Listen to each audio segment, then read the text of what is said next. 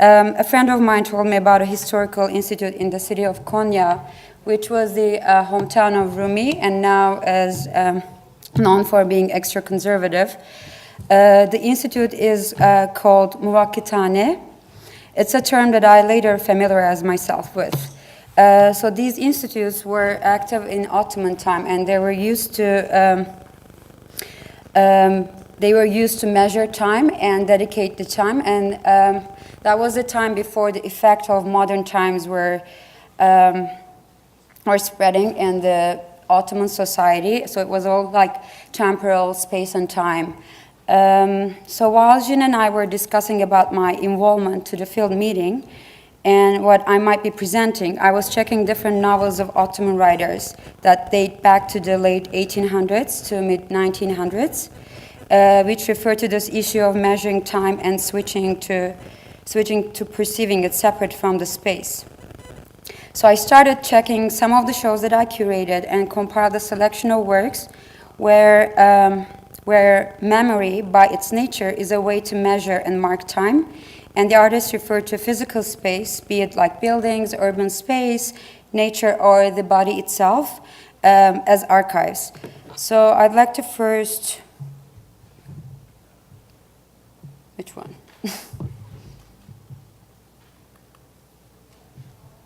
Any help? Yeah, that's what I'm doing. Okay, thanks. Okay, so the first exhibition is Cross-Time Stories that took place at Walcott Gallery at Columbia University. It was an exploration of post-1989 history, and I began placing myself in the center and put together what I remembered when I was a child. And I'm going to show a couple of works from the show. The first one is of Sofia Tabatatse. Sofia is from Tbilisi, Georgia, and she focuses on the collective amnesia and generation gap in the former Soviet Union. And this project is it's a like large wall installation where it's about the building called Primze. It's based on her long-term research on the eponymous building in Soviet Georgia that was constructed in 1971 and now replaced lately in 2007 by Primze Plaza. The building used to serve as like, used to have a lot of shops that were producing different things or repairing different things like clocks, etc. And the Primze Plaza is this, it's actually showing how the country has changed in years after the fall of Soviet Union. And the way that she frames the history actually is that she uses a timeline that refers to buildings on history and what was happening in the country together with other stories about her father and her growing up, and then how the building was demolished, and also in line with how the Soviet Union changed in time, let's say. And the next is Alexandra Lerman. She also does work in the ex-Soviet Union, and she forges a strong connection to the renowned 19th century Russian poet of Caucasus, Mikhail Lermontov. In these photographs, she dresses as Lermontov, and in his travels around in the poet's persona. And the photo series investigates the relation between the 19th century Romantic literature and Western imperialism through documentation of Lerman's own journey, retracing Lermontov's path. In 1989, a guidebook was published. It was like Lermontov's guide to, it was called Lermontov's Memorial Places, and Lermontov was a poet that was glorifying Caucasus, and just 2 years after the release of this guide, with all the struggles for independence in the Caucasus, it became a region that was impossible to travel as a tourist, and as an American-Russian, Alexandra tried to make her way to Chechnya following the trace, but she could never reach there. So that's why also the work is titled, I Never Made It to Grozny. Up next is CAO Fei, who's actually speaking a little bit later after me. And so East Wind, in this project, she superimposes the smiling face of Thomas the Tank Engine, which was adapted to Chinese TV from UK TV. And back in that time, it was CAO Fei's son's favorite TV show. And she superimposes this face to a Chinese manufactured Dongfeng truck, which means East Wind. Please correct my Chinese if it's wrong. So this vehicle delivers refuse from a construction site in the city to a dump on the outskirts of Beijing, flashing many signifiers and also cliches of contemporary Chinese life. So I'm going to quote CAO Fei, and she can correct me if it's not her own. These are not her own words. She says, our generation of Chinese artists, those born in the 1970s, grew up after the Cultural Revolution, so it didn't really influence us that much. Of course, our parents gave us a sense of that time, but the larger influences came from the 1980s when Western culture came to China. But on the same show, I had the work of Sun Shun, who actually experienced the same period in a slightly different way. And whereas CAO Fei draws her experience of urban contemporary culture, Sun Shun's work is actually, it evolved from his upbringing in a remote mining county along the northeast coast of China. In this work, some actions which haven't been defined yet in the revolution, he tells us a special memory of a remote country, an alien environment full of overly ideological politics, where space and time blur and realities alternate. I'm sure most of you are not familiar with this work of Rayan, but that was the time that we started to talk about it. So Rayan is from Beirut, and in the series, he tried to refer to his first memories, and he figures out there are like 5 of them, and this work is, I think it was number 3. So what he does is he uses the wooden block toys that he always had with him, and constantly builds new structures, or that could be like urban site proposals or architectural, like building proposals, and he constantly changes, like knocks them down and builds a new, and it's like a constant playtime. This work, Mona and Florin, refer to Karl Marx Das Kapital as a site or like a space, let's say, and it was a book that when they were growing up in Romania, all the families had in their library, but it was highly avoided. And so, like, now as adults, they want to refer to this book and like have the audience read it, like the pages are flipping in the video. Now they find it hard to distinguish from the consequences of the communist regime that they grew up with, and the way that countries changed. So they want to share that experience of revisiting the book together. And this is Ahmet Öğüt's work. He is from Turkey, and in this work he created this interactive puzzle of river crossing, but he introduces a suspicious bag and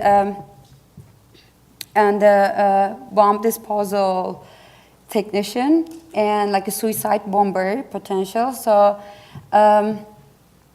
he actually creates a scene that's not only common in Turkey, but also in it's a paranoia that it's created like almost globally. I think this is a show that I created in Korea where the artist, it was a product of a 2-month-long residency, and the artists were referring to the changes in certain districts of the city. So either like the buildings that are taking down, and this time Takashi Orisaki travels in the neighborhood with high school students and tries to figure out like what the buildings that are being taken down represent. And this work is about the 1% law that whenever there's a new investment in Korea, in Seoul, the companies have to also put 1% of their budget for a public art project. So the city is full of artworks that are sometimes work within the city, but usually not appreciated or welcomed, let's say, by the citizens. So they don't actually fit in the city itself. I have to be quick, I think. So I'm gonna skip this. Sorry. Okay. You want that one? So this is the, okay. I want to talk about this because it's in link with the first show that I talked about. So the naturalists of 2 artists, Milana Bonilla, Camila Rocha, and Yang Ham. In each of the artists' work, the definition of nature is decoded, exploring the way nature can function as an archive and witness, and how the variable vocabularies and preconceptions of the natural serve as foundations of our definitions of time and history. And so the show starts with this framework of indexicality, underlining how the artificial traces of humanity impact nature and control our perception of and relationship to the environment. So the 2 works that I want to talk about first is of Yang Ham. It's a video piece that she shot on at DMZ. It's the demilitarized zone between North and South Korea. It is, I think it's the most militarized land now, but it's also famous, like it's promoted for like its variety of natural life and like the different species, increasing every day, that it's like a perfect environment for animals. There are like plenty of different plants, etc. But the way that what we see in the video, that it's actually both armies constantly manipulate so that it cannot really, although it lives with that history of the conflict, it cannot really grow on its own. So it always has the, traces of that army's manipulation all the time, like either a part of the forest is gone, etc. And this is of Milana Bonilla. What she traveled with, her work is about the where Iron Curtain used to stand between Czech Republic and Germany. And they're talking to some like different experts and people from both countries now. She figures out that the red deers living in the forest, they still have that inherited habit of not crossing to the other side, not crossing the border, although there is no physical border anymore, but they don't really cross where Iron Curtain used to be.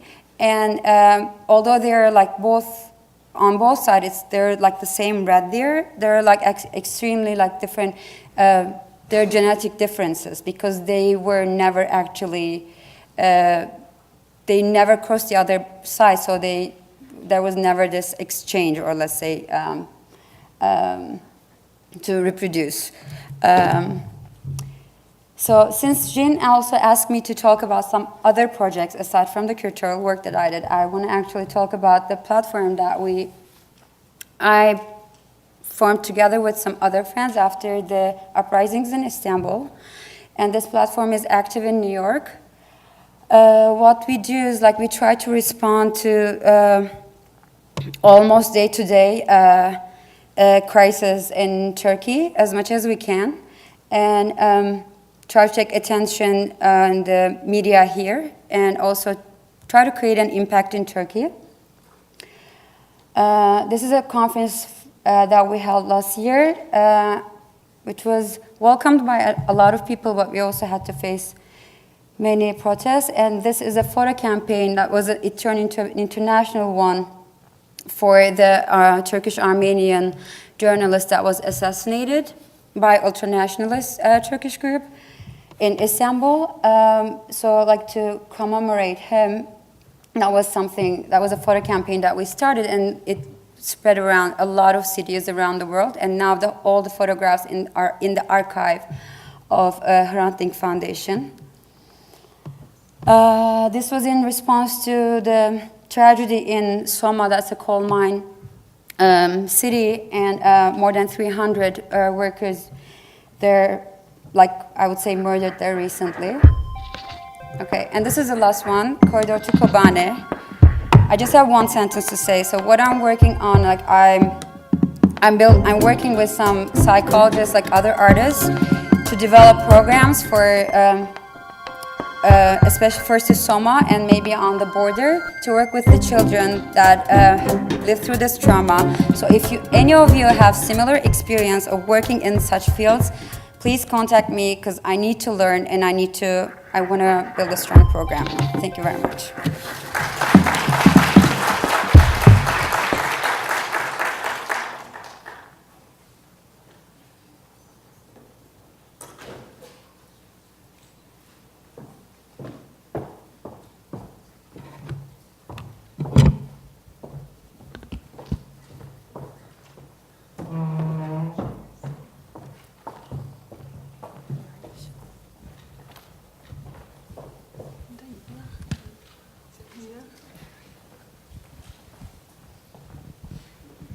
Okay, good afternoon.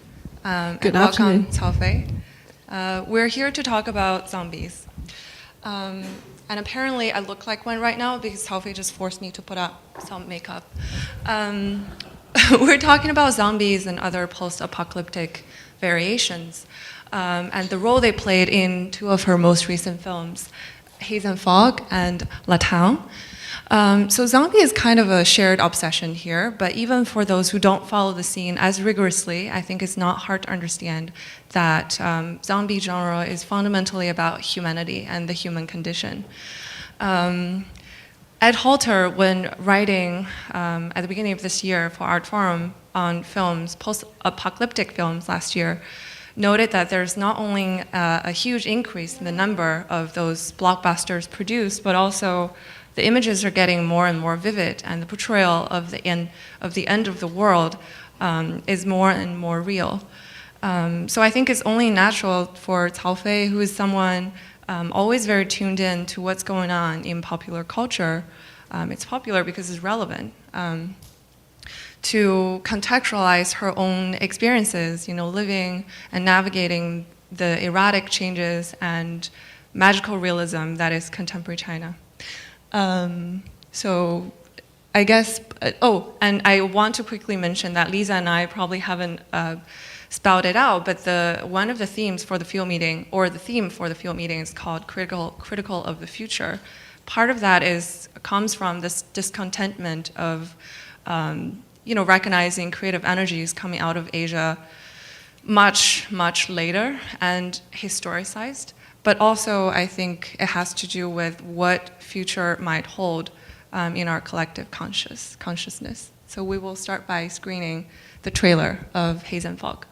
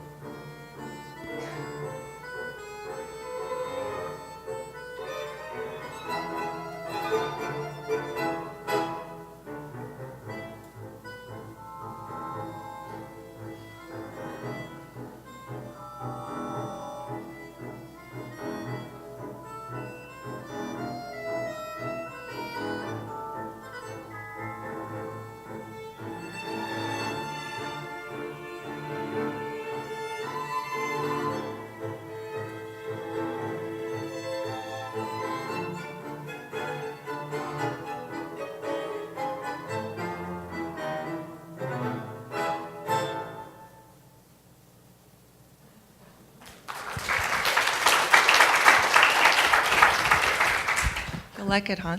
So why don't you start by talking a little bit about the work and I guess what inspired you to do it? From 2012, when I just have the second kid. So after I given birth, I spend a lot of time at home. So yeah, just like Pretty Chan talked about today, I have breastfeeding at home, so I have much more time to looking on the Chinese YouTube, we call it Tudou or some YouTube website, to watching about some following the Walking Dead, the American drama. So I think I start from the season 2, and then I'm going back to look at season 1, and then I feel totally attracted from this series. And when I have some project on 2013, I feel I have to doing something on this topic. And because also have the end of 2012 is we call the end of the war, right?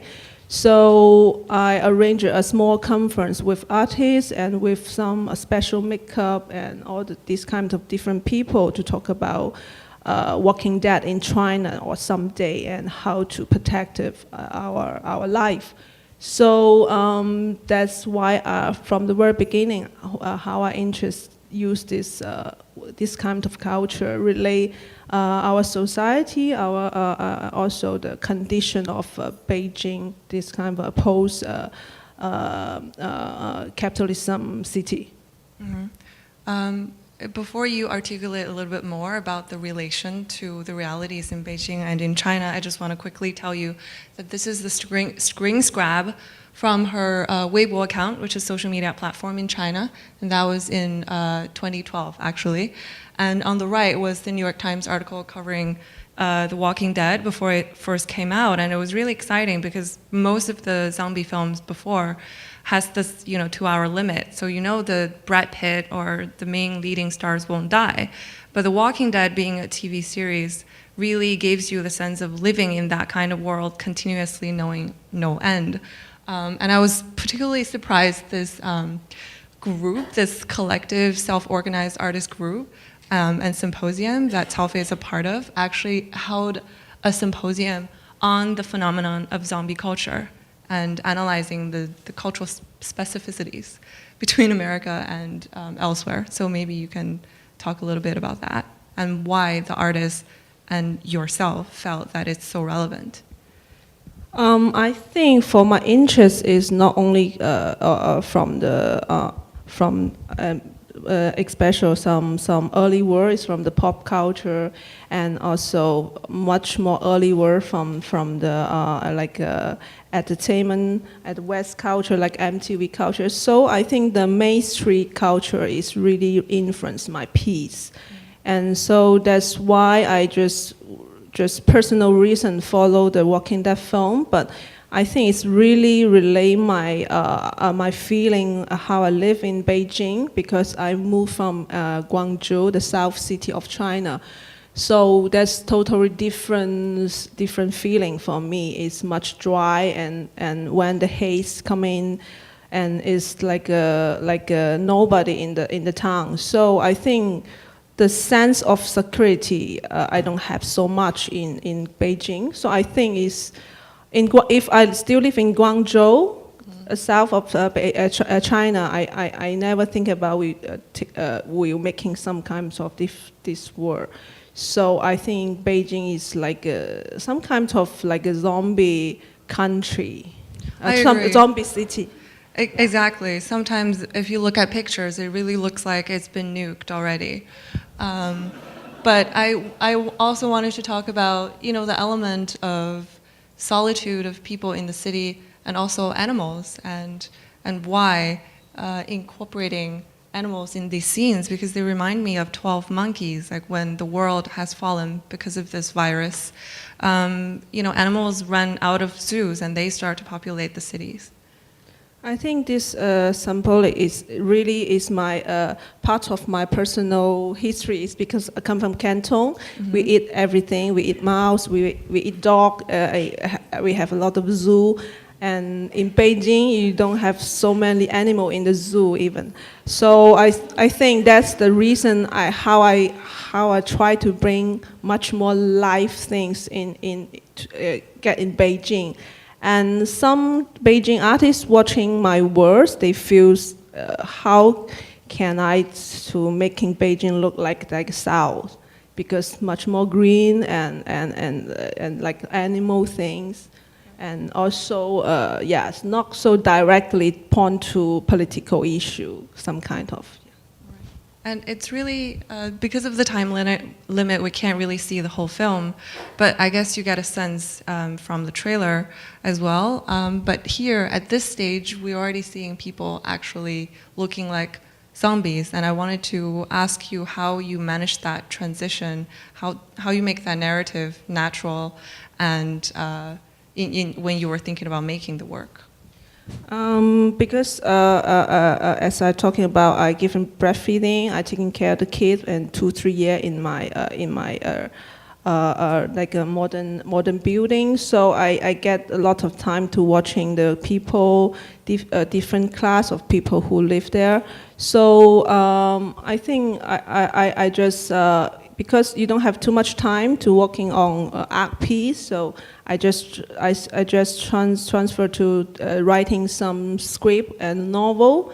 And when I have idea to making this film, so I capture all this kind of soft script and transfer to my zombie film. So because we're talking about zombie film, I don't think this is American style of zombie film. Is you don't see so much zombie in the film. It's only the last part.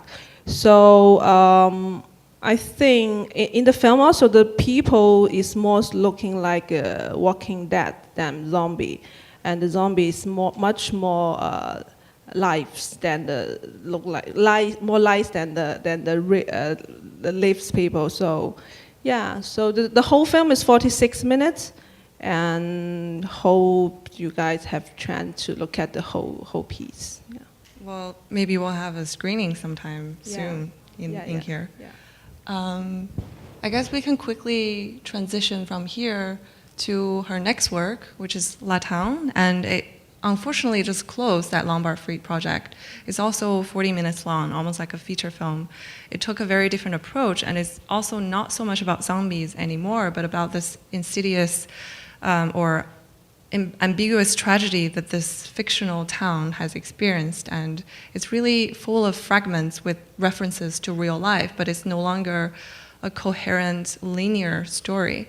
This is actually, I took these photos while watching it, and I thought it was quite amazing that none of these are real actors, but CAO Fei herself built the site and built all of these figurines and used the change of camera, really used cinematography and camera work to reveal, with a change of frame, what's happening inside and outside. So we'll take a quick look at the trailer too.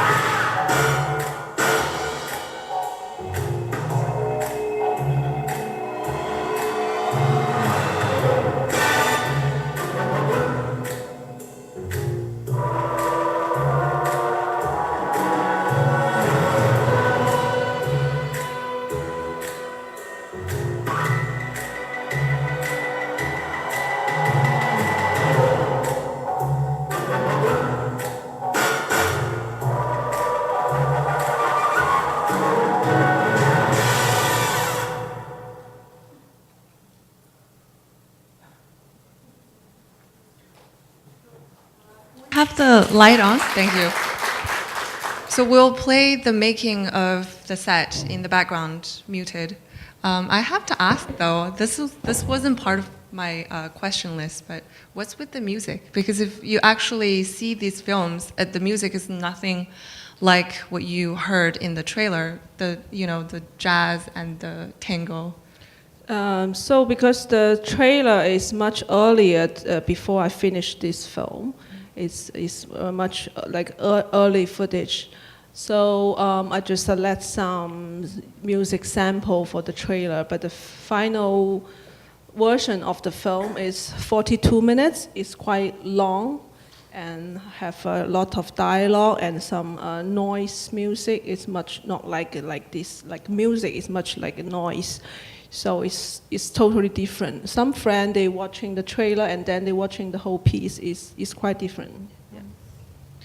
I guess we can go into, since we have the making of played out in the background, Tove and I actually had a pretty in-depth conversation about this piece, its making and its meaning, published on Art Forum, but unfortunately that's in Chinese. So I'm going to reiterate some of the questions here. One of the most interesting element of where these, one of the most interesting things for me is where they came from, because originally I thought she created them herself or had somebody build it, but it's actually sourced online, right?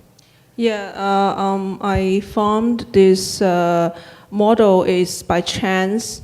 Maybe I'm looking for something for my kid for diaper or something. One day I just found some interesting small figure, a model online in Taobao.com.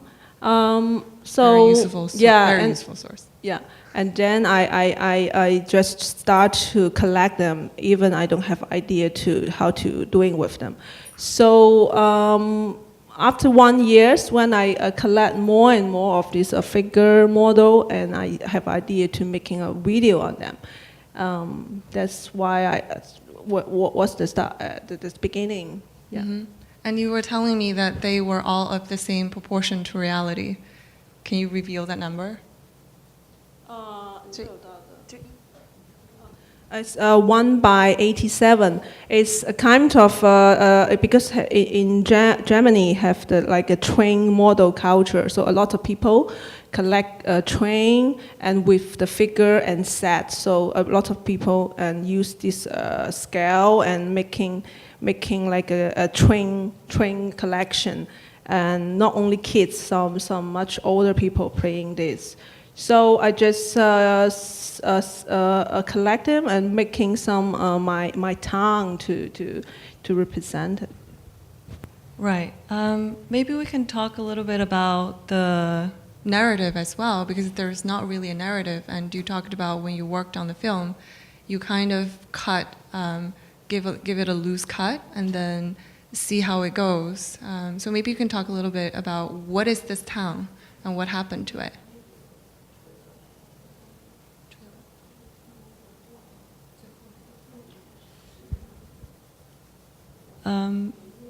Okay, can we have audio for this? Can we put audio on for this?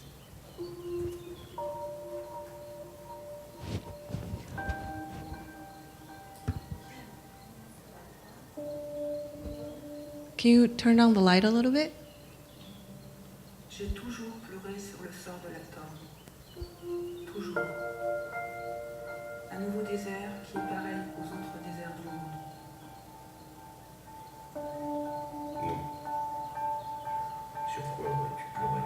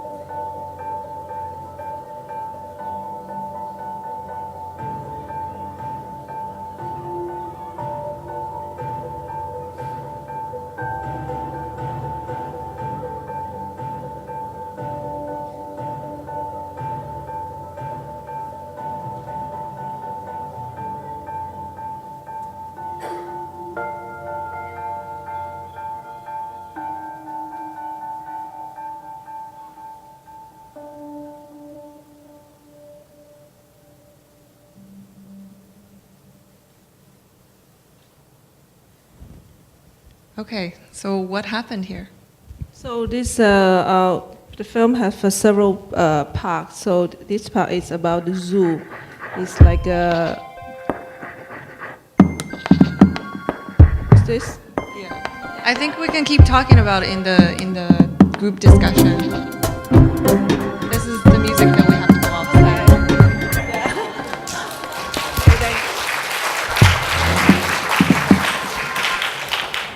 We'll leave it here for now because we only have one more left.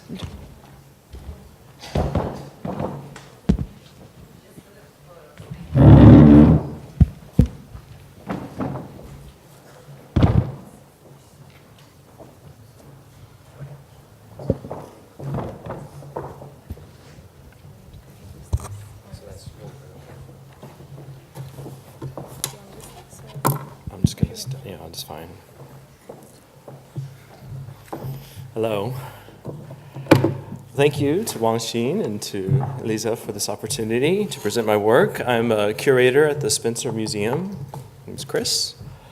And today I'm going to introduce some preliminary plans for an exhibition that we are planning to open in spring 2016 titled Temporal Turn, Art and Speculation in Contemporary Asia. The exhibition will examine creative practice by contemporary artists in Asia who are engaged in speculative artistic inquiry. The concept of speculative artistic inquiry is in part derived from the term speculative literature, which defines the literary genre known as science fiction and fantasy. Furthermore, the exhibition's focus builds on the recent speculative turn seen in European philosophy by people like Deleuze, among others. As a mode of counter-discourse, speculative artistic practice operates as an imaginative crossover, whether by contemplating the relevance of pre-modern concepts of art production or by exploring strategies to extend art into science. As a way of beginning, you can think of speculative creative practice can further be observed in the work of British artist Mike Nelson, known for creating immersive installations like the complex labyrinth of rooms titled I, Imposter, for the British Pavilion at the Venice Biennale in 2011, which was a reimagining of a 17th century Istanbul roadside inn, or in the work of LA-based, Israeli-born Edo Stern, whose art explores the disputed boundaries between fantasy and reality in his inventive experimental game designs, represented here by Fake Portal number 4. Simply put, Temporal Turn will delve into issues typically classified as science fiction by introducing a generation of contemporary artists across Asia who stretch linear concepts of time to propose richly constructed ideas about our future world. In recent years, across Asia, science fiction has gained wide popularity in film and literature. One example in China is the hugely popular complex apocalyptic trilogy by Liu Cixin titled Three Bodies, the English translation of which is scheduled for release later this year. In the realm of contemporary art, a handful of recent exhibitions have explored science fiction themes generally. However, Temporal Turn promises to be one of the first examinations of speculative artistic practice within contemporary Asia, in this country at least. By framing the exhibition in Asia, I hope to build on recent scholarly studies of post-colonial science fiction and further decolonize our understanding of our future world through the artwork of artists from the so-called emergent art worlds taking shape across Asia. Many of the artists in this exhibition adapt scientific methodologies, while others focus their investigation of the future through the lens of the past, resulting in hybrid approaches to temporal imagination. Currently, my concrete plan is to include, with select loans and works from the collection, to commission 3 site-specific commissions. The first one will be made by Korean artist Park Jae-young. Park is interested in unofficial and alternate histories of science. For his ongoing Bokaizen Studies project, he will create an installation that appropriates the outward guise of a scientific laboratory. At the heart of the project is the Bokaisen, a fictitious creature. The term Bokaisen is derived from a historical reference to the naval commander and national hero in Korea, Lee Sun-shin, who repelled invading Japanese armies during the Imjin War of 1592 and 1597. He was so hated by his Japanese adversaries that they derided him, calling him a horrible monster or a Bokaisen. Inspired by this historical source, Park has created a fictitious backstory for his incarnation of Bokaisen based on an imagined biologist named John A. Fancier, born in 1952, who discovered the mysterious Bokaisen on an unknown Pacific island. According to Park's story, when Fancier returned to his Tokyo laboratory with a specimen of the strange creature in a vacuum tube, and he began to experiment with the Bokaisen's mysterious mutant qualities. Pictured here is an installation that Park created in Seoul at the historically loaded site of Kimusa in Seoul, which is where suspected communist spies were tortured and interrogated under past dictatorial regimes, and is now the site of a repurposed and extremely elegant branch of the National Museum of Modern and Contemporary Art in Korea. At the Spencer, we plan to utilize decommissioned scientific equipment from university labs to restage Fancier's Tokyo laboratory, which will include a spooky, breathing Bokaisen specimen. Delhi-based artist Rohini Devashir, who has forged a multidisciplinary artistic practice exploring the interface between processes that govern the growth of and form of biological and physical systems, will create another planned commission. In her 2009 work, Bloodlines, from the Spencer's collection, Devashir simulates the cellular mitosis of imagined microbial organisms. Using mirrors and video feedback, she creates 7 mother creatures at the center of this print that in turn spawn the related family of biomorphic creatures charted here. A kind of imagined evolution. As part of her commission, the Spencer Museum has invited Devashir to create a wall drawing planned for our newly renovated Central Court that will explore landscape as a living entity. Since 2007, Devashir has created wall drawings in 5 sites in the UK, Mumbai, New Delhi, and Berlin, and most recently as part of the 5th Asian Art Triennial in Fukuoka, Japan.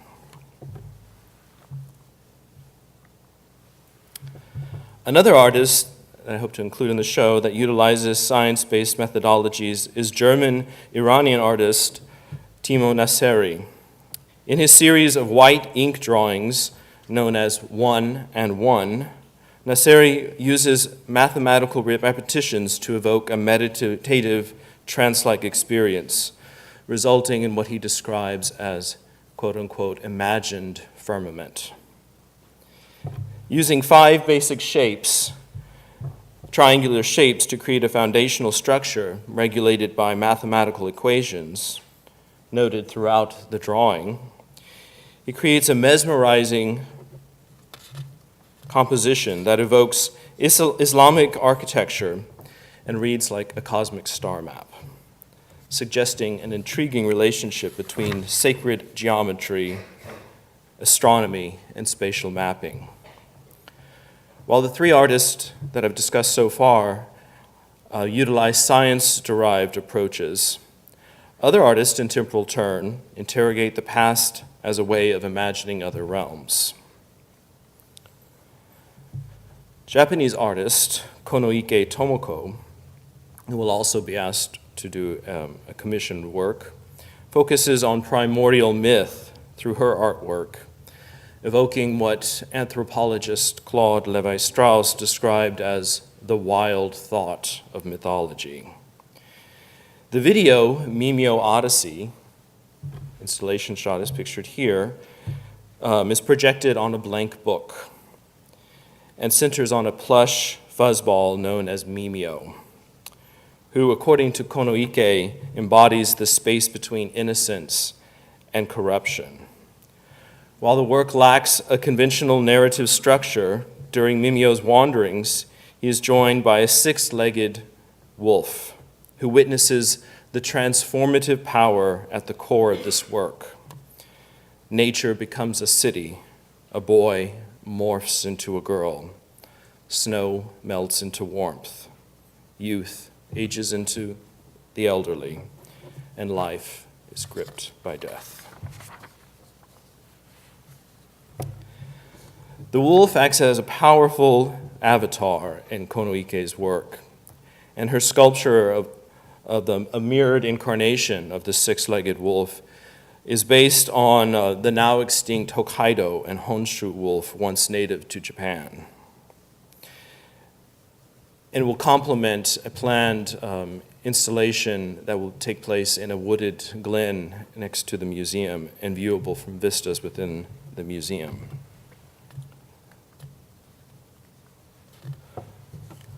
Another sculptural series that will be featured in the exhibition is by Korean artist He Eun-kyung, who infuses the traditional craft of lacquer with futuristic implications, creating delicate, three-legged golden alien creatures that are pictured here with mother-of-pearl inlaid circles in the background that are meant to represent the cellular composition of these unknown creatures. And here's a detail. Visions of the future can be hopeful, but dystopia, even apocalypse, is a prevalent theme in speculative art, as seen in the menacing, masterful oil on canvas compositions by Chinese artist Du Kun.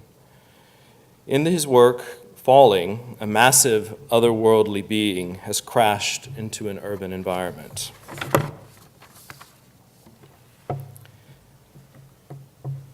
In a more recent work titled Amber Castles, he experiments with 3D technology. Entirely hand-painted, the work is intended to be viewed through 3D glasses.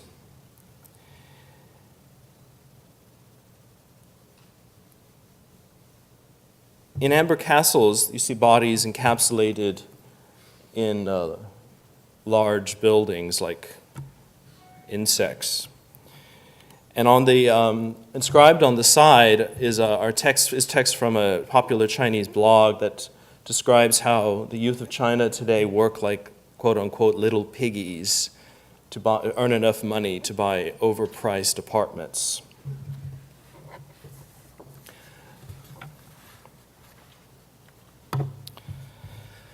There are a bewildering variety of what Russian philosopher Mikhail Bakhtin termed chronotopes, that is, how time and space are configured in art.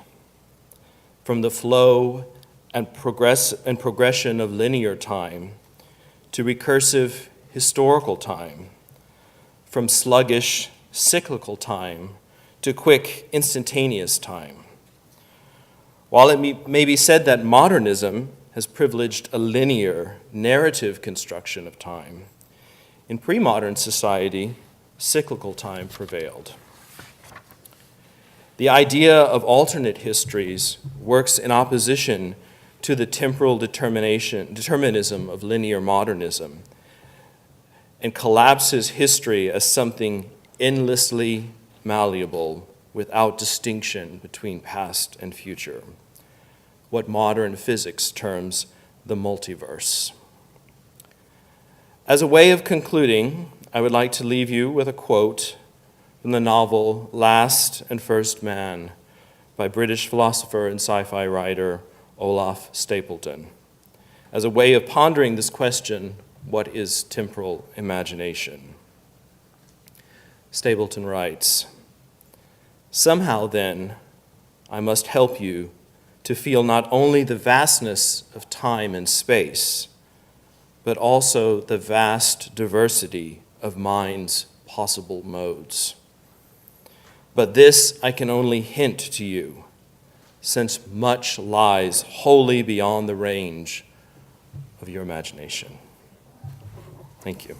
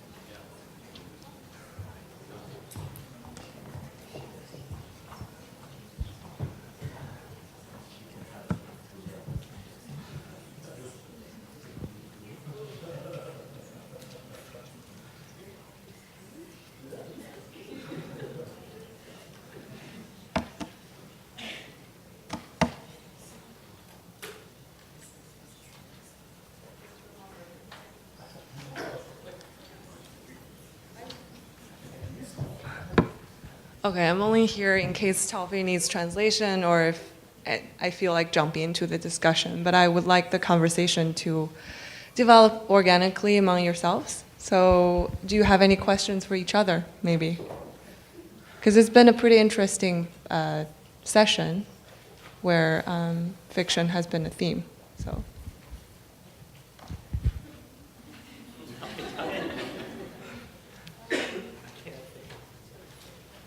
Okay.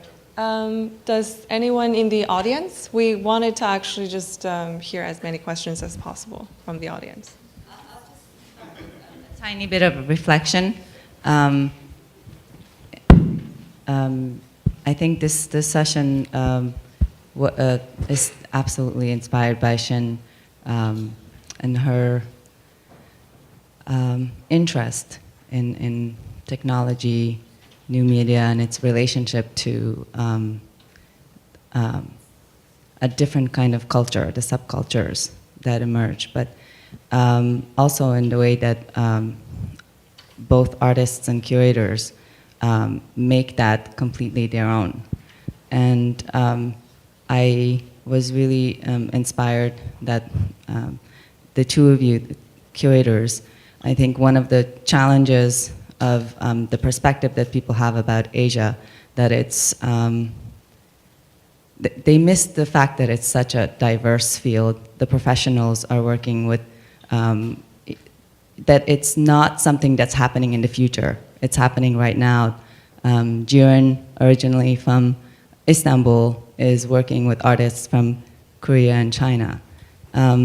That's just amazing, because what this means is that Asia itself has opened to itself and is in this last, not so long, but maybe about 10 years, the most, beginning to exchange within itself and maybe really reflect upon the discourses of aesthetics in the various countries and the relationships that cross the regions. And that was so wonderfully shown and represented in the exhibition that you are curating. And I would say that at this moment I'm really proud. There's at least one American museum right now that's doing this extraordinary show that maybe also is not a common theme and common subject matter. But I wanted to just give opportunity for each one of you to maybe say something that you didn't have a chance to say, and maybe came to you after reflection, after listening to each other. Shilpa, for example, it would be great to hear a little bit more from you just speaking about your work, because it was just, it wowed me. I know your work from much earlier, and one of the other things that we were trying to do with the field meeting was to realize the landscape of the art scene in New York, how it has changed. Certain artists who were being shown, 10 years ago, we have no access to, because their galleries or institutions no longer represent them or are working here. And I've been missing Shilpa, so it was great to see what you've been doing. So I just wanted to give you a chance to talk a little bit more. I mean, 15 minutes is 15 minutes. I think we've all had to just show a slice of what we are doing. And yeah, but this was also, I mean, it was a good exercise to sort of pick out a few bits and sort of put it together and look at a central theme. So yeah, I mean, there is a wide range of work, and I work across a lot of mediums. I mean, I've studied sculpture, I've worked in the graphic industry. I do a lot of interactive video projections, environments. And yeah, this is one bit. I don't know if there's a specific question I could answer it, but otherwise, over to somebody else. Well, Ceren, you have to go ahead. Yeah. With what? Maybe with your, I remember while you were in Turkey during one of the more chaotic times, I got instant Facebook updates from you about your daily whereabouts. And I thought that was very disorienting, because I am here based in New York and, working at the Met and doing all of the art-related stuff. But you're, out there in the field, but you're also a colleague I've known since grad school. So maybe you can talk a little bit more about that. Well, that was a strange time for all of us, because none of us had such an experience before. And I think it was also different for all the other friends on my Facebook. A few days after I did that post, and I tried to post a lot in English, because there was a lot of traffic amongst us, what to do, how to get organized that day, through all Twitter, Facebook, other apps. But I figured that we were complaining about the lack of media coverage. And so that's why I tried to post in English as much as I could. And then I figured out that among all the notifications I received, friends yourself and other friends, they start to share my posts. And actually through that, while I was still there or just got back, I wrote for some online platforms, and while I was still there, some other friends from Spain, Germany, they arranged radio programs, interviews while we were in the field. So that was useful at that time. But now, on the last slide that I showed, we don't know what's going to happen. Things are there's I don't know, in Turkey, the things that happens since even the last year, it could take down 10 governments, and nothing's happening in Turkey. And I think we need I feel the urge to get more collective thinking and production. That's why I was I'm trying to organize this.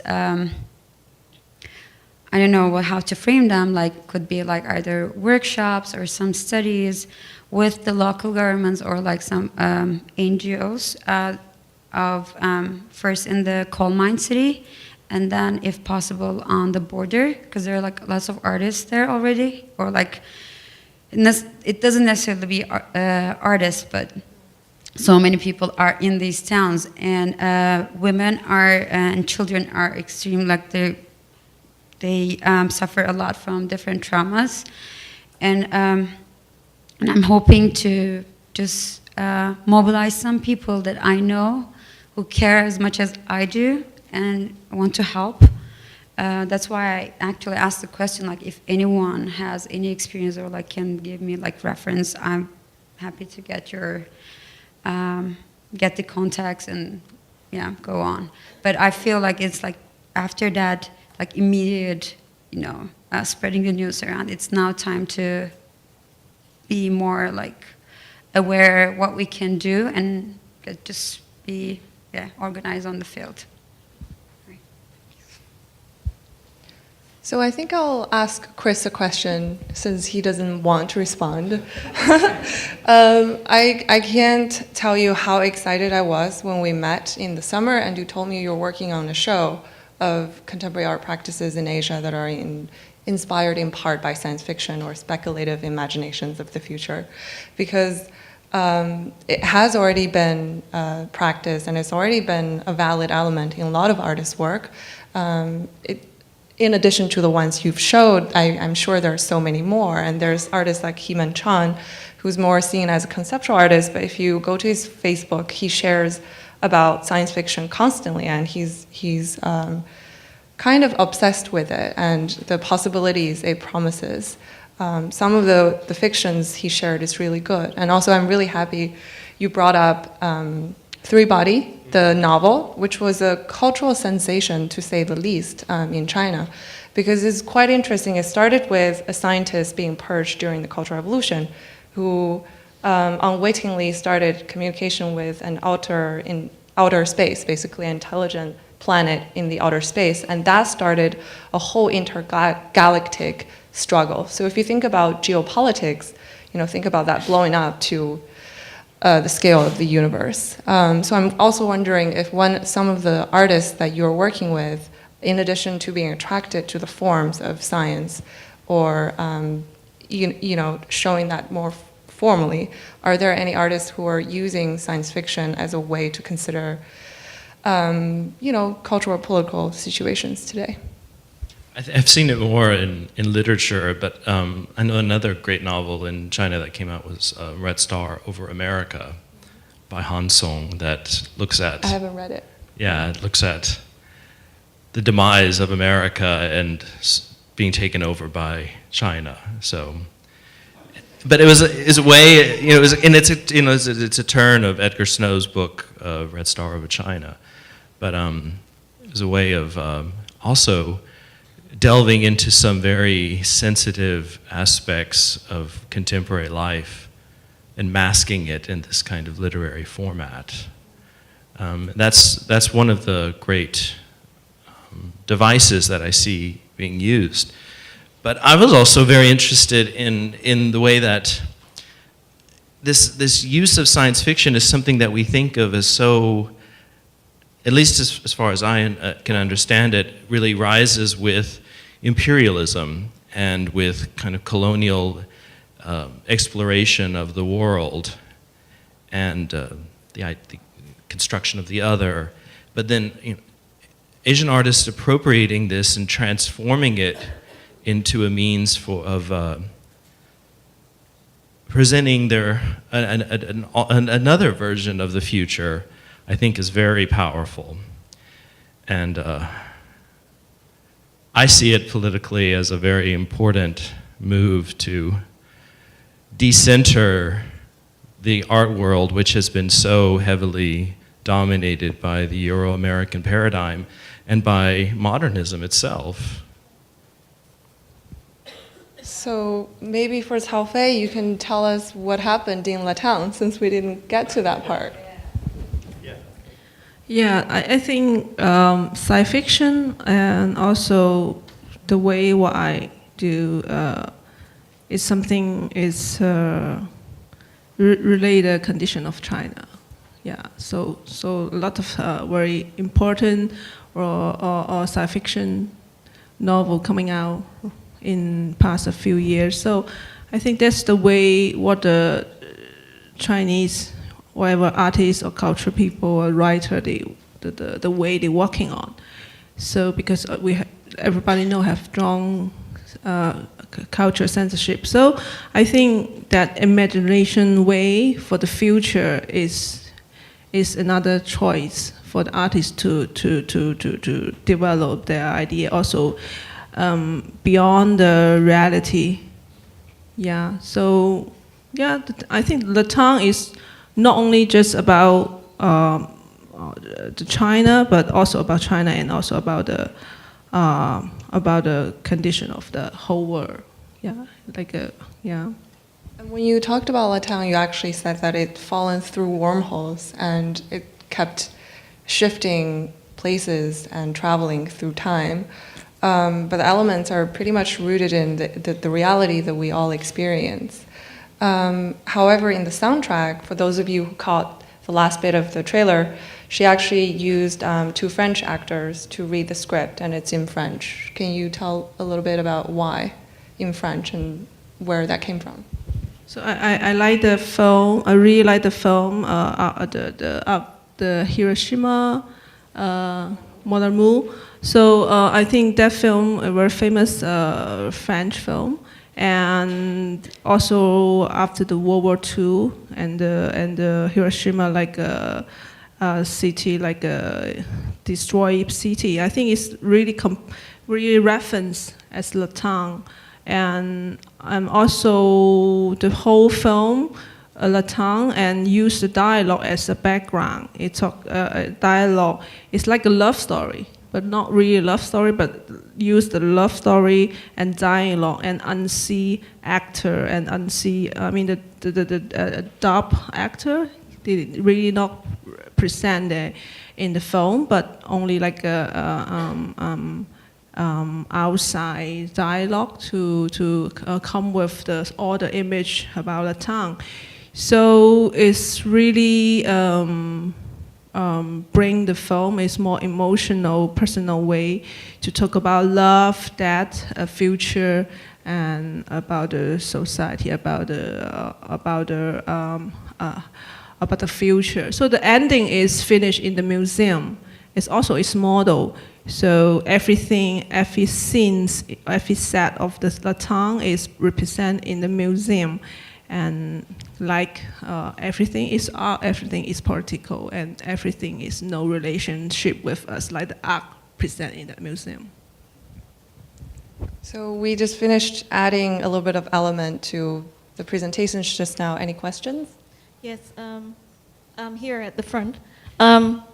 This is a specific question to Shilpa.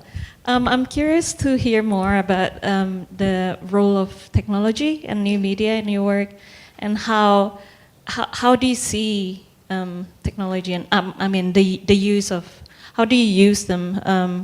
Is it a means to an end, or is it a means to an end? Is it a tool to communicate, or is it conceptually related to your exploration, basically? So. Just to sort of maybe refer to one work out here, which was Speaking Wall, which I couldn't show because time was so short, but it's basically a sensor-based work, and in which measures the distance from between the viewer and the wall, and accordingly triggers off the content. So yeah, I mean, it is a tech-based work, and I do have a background. I mean, I chose computers in my high school, and I didn't choose fine arts. And I have worked in the graphic industry as a designer, very closely with programmers. So there is a great amount of comfort. I've used it as a tool also, but it's also about technology itself and what it can do. I mean, the LCD screen, the fact that it can give us notes, the fact that, I've also spoken, I spoke about the carbon paper, which was used as something to reproduce. And then now you have more data. I mean, the very presence of the fact that you can copy, paste, and share information. So that is also something which attracts me to technology. I mean, there is a whole body of work, and you might be aware about it, the interactive video projections tinted. So, I mean, it is about, yes, it is. I mean, I am, like you must have seen from the light installations, I've done several light outdoor works. Like, my work is, like I said, it's a slice. I've shown works on the streets, on various places. So I like the technology even for the sense, like I could work with a bar of soap where people could come and take it away, but I'm also interested that technology is pure data which is easily distributed. I've done websites which are easy to share. So there are multiple reasons. I like it because it's distributive. I like it because it can create interesting interfaces for new audiences. I've had kids who've lined up outside the shadow pieces and are extremely articulate as to what it can be about. So, and of course, technology itself, you know, that itself is a metaphor, and that itself is a reason. I mean, it's part of our everyday life. It seems more distant in the art world, but otherwise, I mean, I think all of us are like all the time looking on the cell phones, and so it's very much around. It's not so far away. Yeah.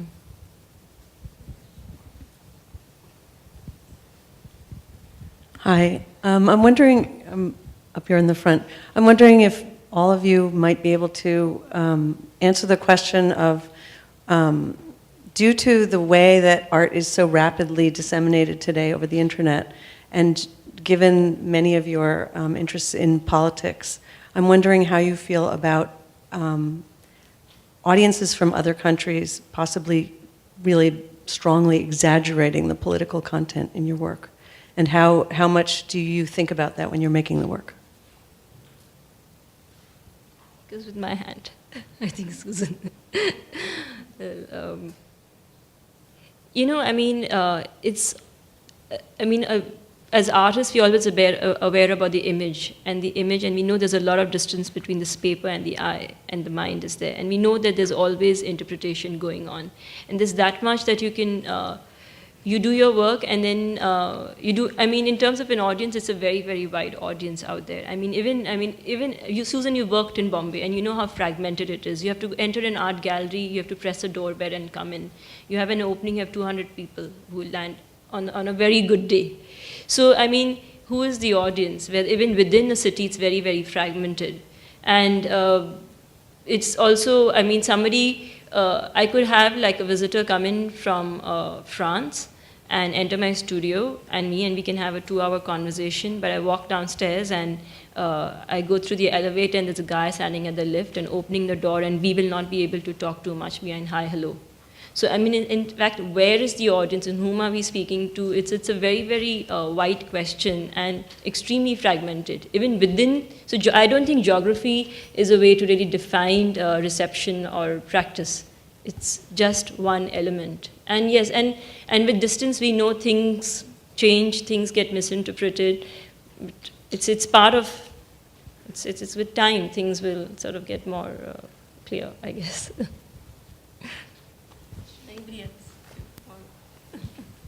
Hi, I have a question for CAO Fei, and I just want to say that I followed and admired your work for a very long time, for several years, so I thank the curators, Xin WANG and Lisa Ahmadi, for bringing you and all these great artists here in this field meeting for these 2 days.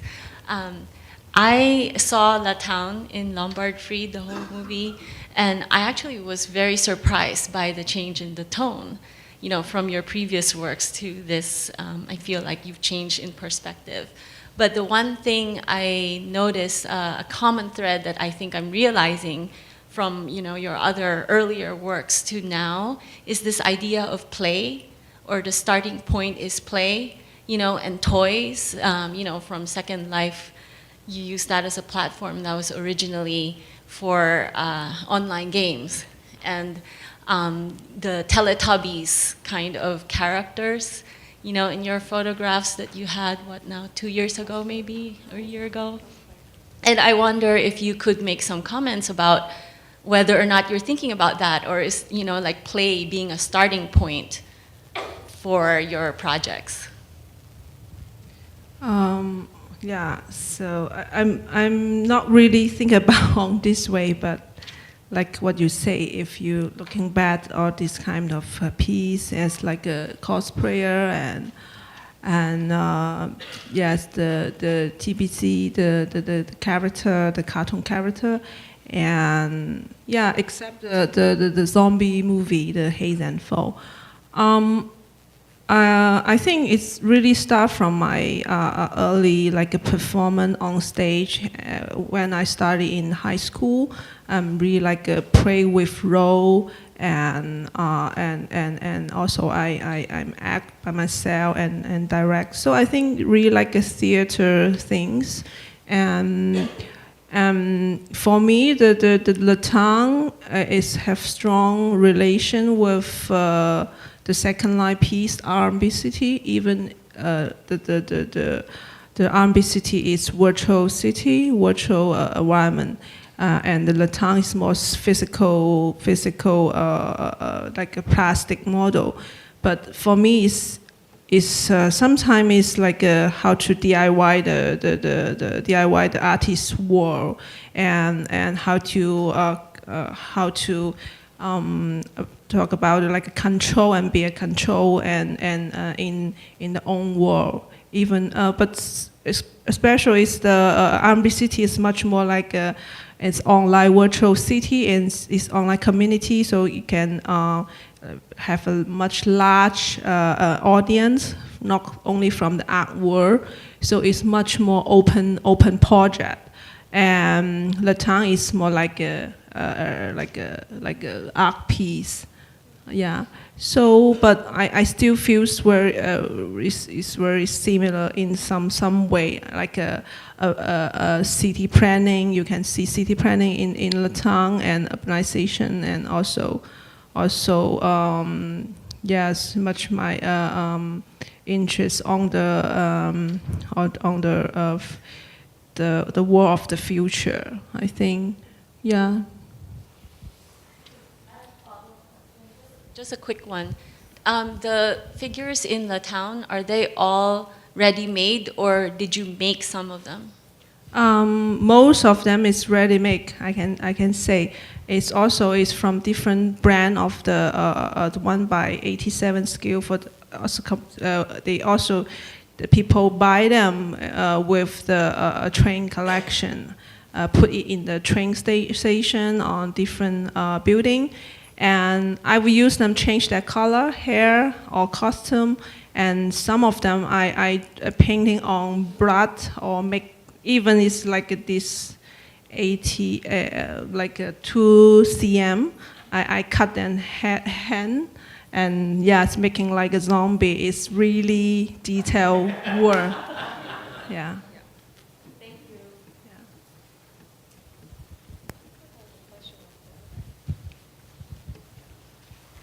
Okay, I'll try and make this short. Just an observation about what Kris mentioned, the idea of time. In the pre-modern times, time was oftentimes cyclical. In modern times, we think of it as linear. And in linear time, there's obviously the prospect of the new. And then in cyclical time, the new, I mean, have we seen everything in the past before? So I'm just wondering if any of the artists have some reflections on the use of fiction as a strategy for dealing with the new in either a cyclic or a linear sense of time. Or if Kris has a reflection on that. Well, you know, narrative, I think, is so part of linear, a kind of progressive idea of time. And at least in some of the video work, I will look at it in the show, I think that narrative, a kind of very plain, progressive idea of building on plot gets played with and deconstructed, and doesn't really work in that conventional sense. So I think that's important to this play of temporal imagination, which I haven't really worked out entirely, but I'm still kind of thinking about. As I started with this idea of deep time, which Sigrid Zelensky first introduced at this conference I was at in Berlin several years ago, and which is the idea of a time so deep and so vast, like the beginning of the universe, it's very difficult to even imagine it. And has been very productive in thinking about what were we as humans before history began? We were here, people were living, doing the same things in many ways, but and archaeology, I think, has begun to reveal the richness of human existence before that. So just because a story doesn't exist, things are happening. So.